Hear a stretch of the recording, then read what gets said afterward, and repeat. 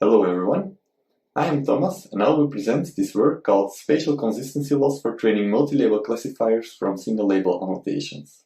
This work was done during an internship at Apple and I'm a PhD student at KU Leuven University in Belgium. Most work is trained on fully annotated datasets, but annotation is costly and time-consuming.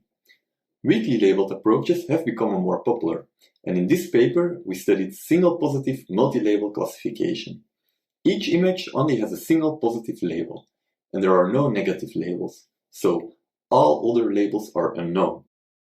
The typical way to train multi-label classification is using a binary cross-entropy loss. However, when there is only a single positive label, this is not possible anymore. A simple approach is to assume that all unknown labels are negatives. This is correct in most cases, because often most labels are negatives.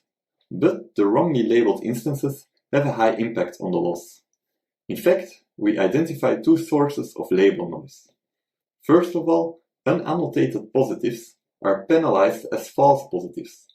When the network predicts high scores for unannotated positives, these labels have a high loss value and a high impact on the loss.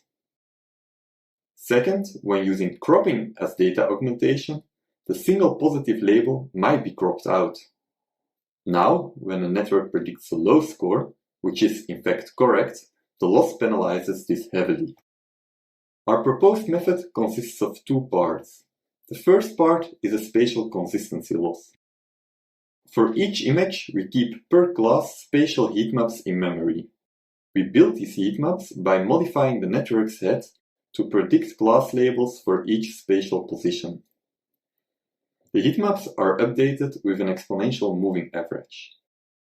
The spatial consistency loss then compares the moving average heatmaps with the spatial predictions, and this results in additional supervision while reducing the impact of the crop augmentation.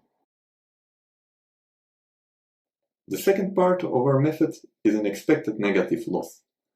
Our goal is to identify the unknown labels that you expect to be negatives, and only the expected negatives contribute to the loss, in addition to the single positive label.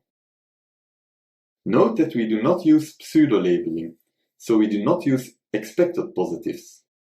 Our experiments showed that this leads to concept drift, where the bad initial predictions are reinforced throughout training. So, we do not apply a loss on the expected positive labels.